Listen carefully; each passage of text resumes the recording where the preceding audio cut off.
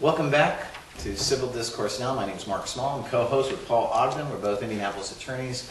We are coming to you from Big Hat Books, located in Broad Ripple at 6510 Cornell Avenue. It's on the north side of Indianapolis. If you are at a scientific station in Antarctica, or you're on the International Space Station and you just happen to stumble across us because you're surfing the net, or you're in some hovel in some decrepit place and you're surfing the net for other things, and you come across this show.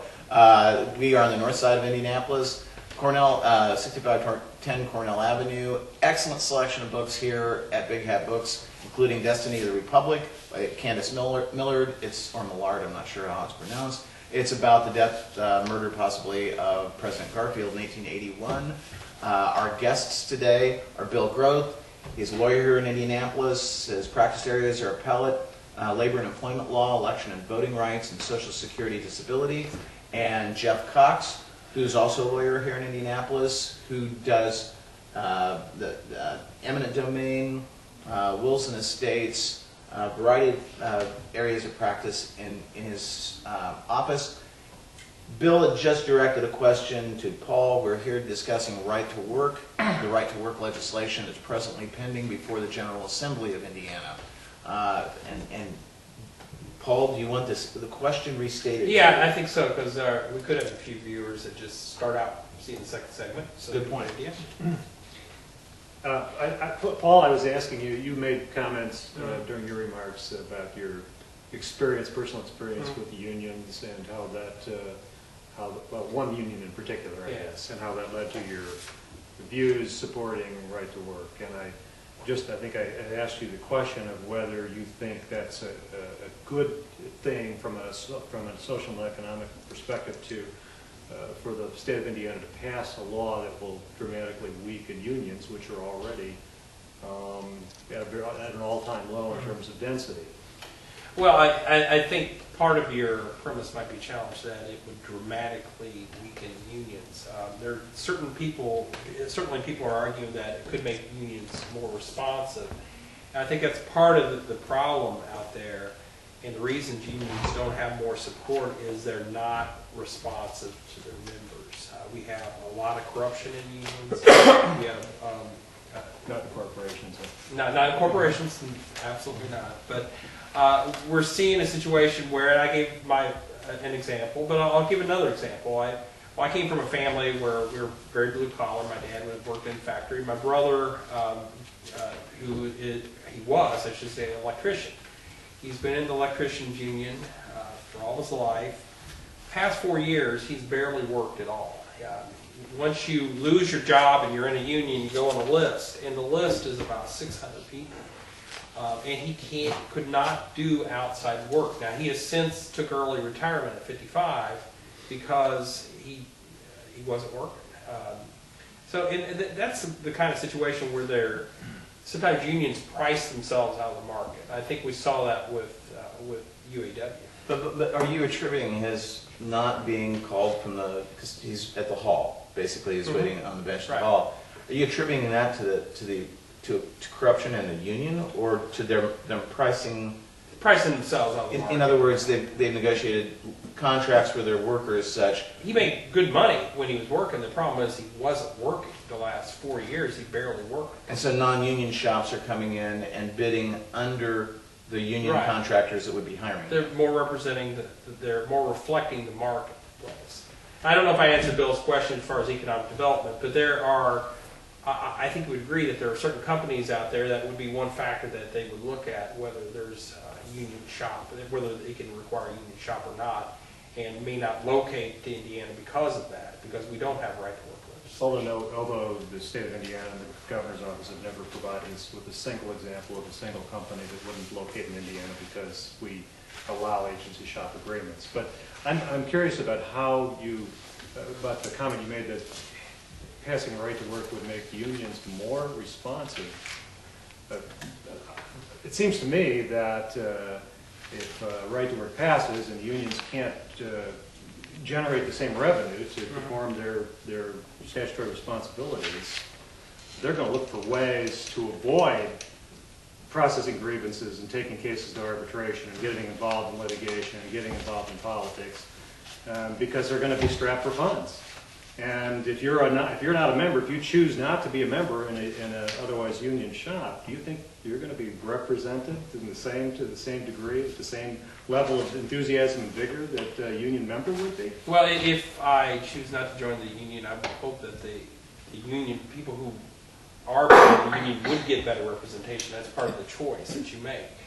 The fact is, right now, the union has a pool of people. The Teamsters, in my example, personal example, they have a pool of people. They don't have to necessarily provide good service. But if I could have opted out of that and say, well, I don't want to join the Teamsters because they've got us a lousy 50-cent raise in 20 years. They can't even get us more than a 10-minute break. That would give them an incentive to go out there and fight hard to represent people and to make me want to join the union. Well, actually, there's, in terms of location, issues in the location decision of business firms was addressed by the Notre Dame study. And they referenced Robert G. Lynch, who's an econ professor, who had gone back over the literature and also interviewed Robert Adey, who was a longtime executive at Deloitte and Touche, and it's a leading business site location firm. And the key issues that were central to the business location decision were cost and quality of labor, proximity to markets for their products, particularly for service industries, access to raw materials and supplies that firms need, access to quality transportation networks and infrastructure, specifically good roads, highways, airports, railroad systems, and sewage systems, quality of life characteristics like good schools and health services, and the cost and reliability of utilities. And I think that if you look at communities where you have a higher correlation of union membership, higher representation percentages for people in the marketplace, they're going to have higher quality of life indicators. That's certainly the cost of labor is one factor, but it's quality of labor too. Get what you pay for. I mean, that's the whole thing. And when you were talking about working at UPS, my experience was my old man hated the unions. I mean, he'd talk about how he did not want to be a union contractor. And I remember he had this thing written out that he posted up on the wall of his den. It's kind of like a statement of his philosophy about unions. It was just kind of a diatribe, but he never went non-union. And the reason was he was a sheet metal contractor.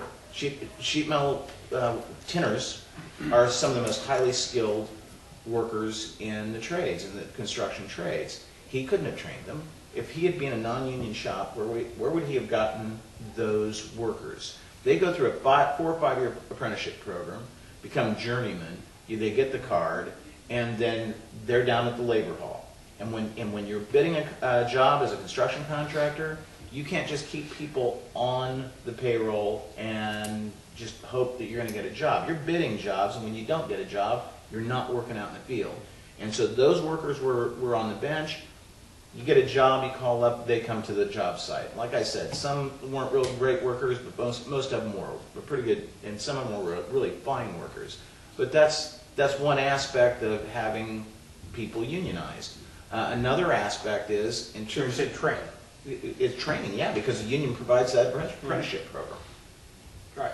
And the employer doesn't. The employer, unless it's a huge corporation, and maybe that's what we're going to in this society, that huge corporation may be able to afford training people, but my old man couldn't have. Yeah, I'm not sure that's the only avenue to get training, certainly.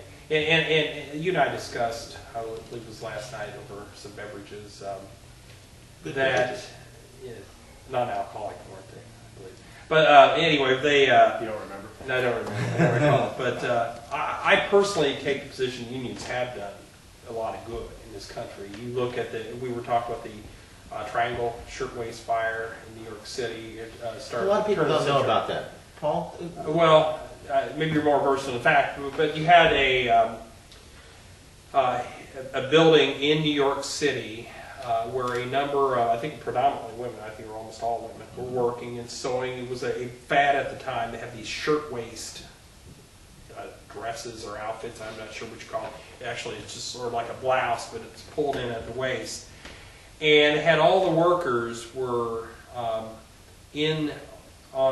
I think on a couple floors in the building, but they had a problem. I think they had a problem with them taking breaks, but they locked the doors. They locked the doors so that they couldn't get out.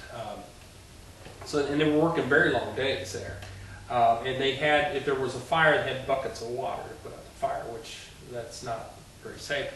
But what happened was a fire took place. People tried to get out, and they couldn't get out because the doors were locked, and no, they didn't have the key. About 600 people were killed. Yeah, and women were jumping out of windows and falling down elevator shafts and doing a number of things, and a lot of people got killed from it. And so safe working conditions is one aspect of unionization. Another aspect is being, instead of a 7-day week or a 6.5-day work week, a 5-day work week with 40 hours. And we have overtime, and we have time and a half. And we have more safe conditions, not just in terms of access to fire escapes or safety plans, but also in terms of environmental factors, exposure to chemicals and things like that. That we wouldn't have except for the unions. I don't know about exclusively for unions, but certainly unions did help. And I brought up my father, who he worked at a factory. It was a non-union factory. Rex Nord, I think, was Rex Chainbelt at that time, down in Madison, Indiana. We'd tell stories about, he would come home, he would do painting. He would go into some type of, some type of structure or some type of metal container and paint the insides. And he talked about he'd get home at the end of the day and paint was coming out of his nose. And obviously that wasn't good for him. And those kind of protections we need, but we have a lot of protections in the law now, and part of my problem is we don't do a very good job of enforcing those laws, and I'm not sure a lot of times what the unions are doing that we do have. Are you talking about those evil regulations that certain people in the political establishment say, oh, we've got to reduce regulation? They don't say what regulations should be reduced, they just say regulation. It's just a bugaboo. Yeah. Before I forget, in terms of Indiana's legislation, yesterday or last evening it was announced that Brian Bosma, who's Speaker of the House, and Patrick Bauer, who's Minority Leader in the House, tentatively reached an agreement, or there was an agreement spoken about they're going to submit this statute, or the statutory scheme of right to work, as they call it, for referendum. And I just wanted to get that in so it'd be on the ballot for this fall. Yeah, I want to talk about the political ramifications of that too. Yeah, but in terms of regulations, you say that today in this political environment. You say, well, we want to put a regulation on a corporation, and people said we shouldn't do that. I mean, if we didn't have regulations, there'd be no reason for a corporation not to do it. Well, there's certain regulations that are needed and some that are not, and I think that need to be determined on a case-by-case basis, not just blanket. Correct. And I think with the housing market, we saw it was poorly regulated, and they deregulated, and that was a problem. Wait, could I interject here? We're at the end of this segment. Close to the end. All right. Well, I'll hold my thought. Okay, and so we'll be back in just a